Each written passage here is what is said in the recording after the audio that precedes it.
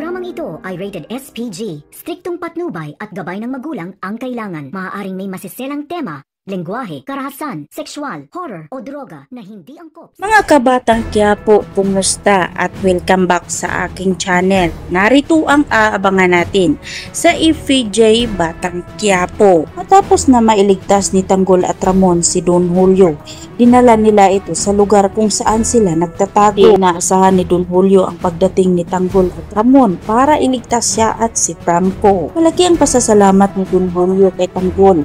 Ang inaakala niya ay doon na siya mamamatay sa city jail. Niling umano niya sa Diyos na bigyan siya ng pagkakataon para makasama niya ang kanyang pamilya at mabuo sila at para na rin sa pagbabago sa kanyang sarili. Nagising na si Don Julio sa katotohanan at panahon na umano para magbago. Ganon din si Ramon, hindi na umano importante sa kanila ang maraming pera, kundi ang mas mahalaga ay buo ang kanilang pamilya. Dito na napagdesisyonan ng pamilya Montenegro na magbabagong buhay na sila at susuportahan na nila ang lahat ng desisyon ni Tanggol para sa kanilang bayan. Sobra-sobra naman ang pasasalamat ni Tanggol sa kanyang lolo Julio at sa kanyang ama na si Ramon. Ilang banda, pinuntahan ni Tanggol ang bahay ni Punggay para sana magpasalamat sa kanya.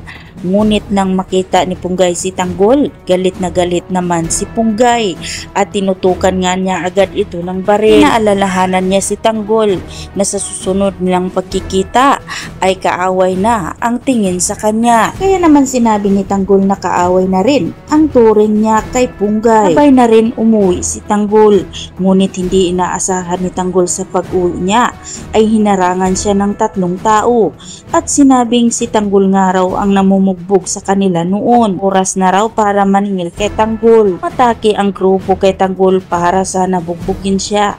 Ngunit mabilis si Tanggol at magaling ito sa karate. Nakita ni Tanggol ang kanyang diskarte para mapatumba niya ang mga lalaki. Narinig ni Punggay ang ingay sa labas ng kanilang bahay.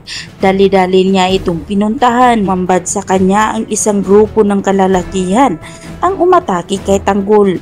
Kaya naman nagpaputok siya at sumigaw na tigilan na daw si Tanggol. So yan na nga bang magkaaway ang paningin nila sa isa't isa. Dahil nangako sila sa isa't isa na sa susunod nilang pagkikita ay magkalaban na sila. Yan ang ating pakatutukan at aabangan mga kaibigan dito lang sa FJ Batang Quiapo.